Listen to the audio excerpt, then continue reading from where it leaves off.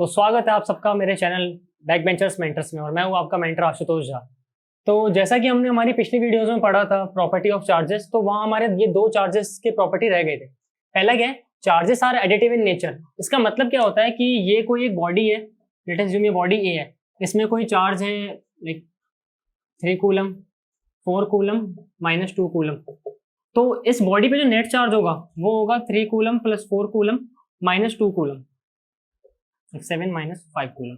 तो इसका मतलब क्या है, एक बॉडी में जो भी चार्जेस है उसमें ये जो साइन होते हैं ये आपस में एडिटिव होते हैं, और जो इन सबका जो टोटल सम होता है वो उस बॉडी का टोटल चार्ज होता है। सेकंड हम बात करते हैं law of conservation of charge. तो इसका मतलब क्या होता है, इसकी डेफिनेशन के हिसाब से it state that the net charge on a body is neither be created nor be destroy, it only transfer from one body to another body. मतलब क्या है कि जैसे ये एक बॉडी है तो इस पे नेट चार्ज कितना है, 5 कूलम। अगर यहां से कोई चार्ज ट्रांसफर भी होता है किसी दूसरी बॉडी पे, तो ट्रांसफर होने के बाद जो दोनों बॉडी का नेट चार्ज होगा वो हमेशा इक्वल रहेगा। तो जैसा मैंने यहाँ पे लिखा है, charges are produce in pair of positive और negative, initial charge equals to final charge. कि बॉडी ए से बॉडी बी पे भले ही ट्रांसफर हो जाए बट जो चार्ज इनके बीच जो चार्ज का कंजर्वेशन है वो हमेशा इक्वल रहेगा। फिर हम बात करते हैं numericals on quantization of charge. जैसा हमने लास्ट प्रॉपर्टी पढ़ी थी, Q इक्वल्स टू N। यहाँ पे ये प्लस माइनस क्या है, ये हमारे चार्जेस के नेचर को शो करता है कि वो हमारा इलेक्ट्रॉन है या प्रोटॉन है।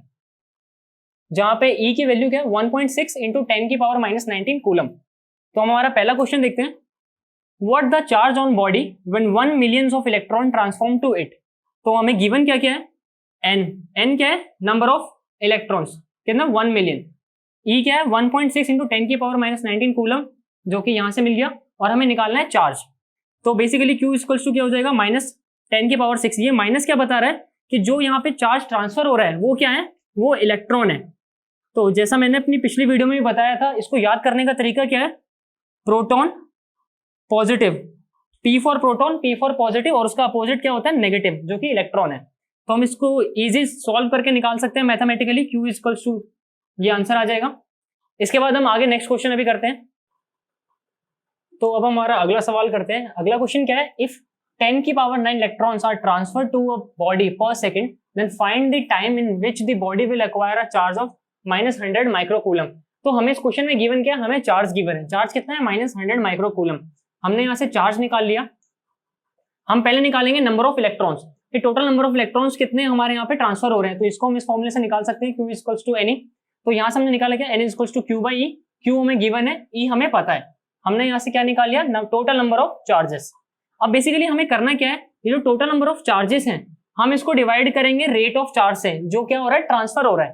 तो 10⁹ अपन इससे क्या करेंगे, इसको डिवाइड करेंगे तो हमारा क्या आ जाएगा, टाइम आ जाएगा। तो इसको बेहतर समझने के लिए मैंने ये एग्जांपल दिया हुआ है। यहाँ पे क्या है, हमारे पास टोटल 6 बॉल्स हैं और 2 बॉक्सेस हैं। हमें करना क्या है, हमें इन 6 बॉल को इन 2 बॉक्सेस में डालना है 1 बाय 1, और हमें काउंट करना है कि हम कितने टोटल नंबर ऑफ चांसेस ले रहे हैं इसको फिल करने के लिए। तो ये बेसिकली क्या है, 6 बॉल है और 2 बॉक्सेस हैं, तो मुझे कितने टर्न्स लगेंगे, 3 टर्न्स लगेंगे इसको फिल करने में। तो वही चीज मैंने यहाँ करी है, टोटल नंबर ऑफ इलेक्ट्रॉन है और मैंने जो टोटल इसका रेट था इससे मैंने इसको डिवाइड कर दिया, तो यहाँ टाइम आ गया।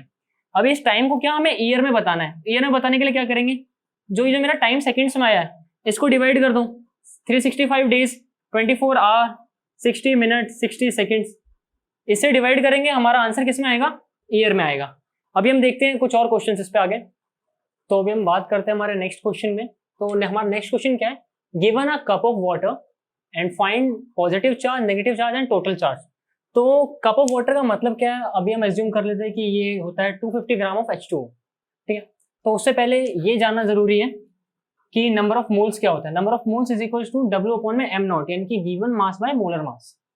तो अभी हम वापस हमारे क्वेश्चन पे आते हैं। हमें गिवन क्या है, गिवन मास हमें क्या है, 250 ग्राम ऑफ H2O, और इसका मोलर मास कितना होता है, 18 ग्राम H2O का। तो हम यहाँ से क्या निकालेंगे, नंबर ऑफ मोल्स, जो कि क्या आएगा, 13.8 मोल्स। इसके बाद हमें क्या करना है, 1 मोल ऑफ H2O में इलेक्ट्रॉन्स कितने होते हैं, 6.022 × 10⁻23 इलेक्ट्रॉन्स। तो हम सेम निकालेंगे 13.8 मोल्स के लिए, ये आएगा 83.638 × 10⁻23 इलेक्ट्रॉन्स। तो इसके बाद हम क्या करेंगे, हम निकालेंगे नंबर ऑफ इलेक्ट्रॉन और प्रोटॉन H2O के particular molecules, actually particular element इनमें कितने कितने इलेक्ट्रॉन्स और प्रोटॉन्स होते हैं। तो ये हमने निकाल लिया 10-10, ठीक है। इसके बाद हमें निकालना होता है final number of electrons and protons. तो अपन यहाँ से निकाल लेंगे, इसे मल्टीप्लाई करके 83.638 × 10⁻24 इलेक्ट्रॉन्स।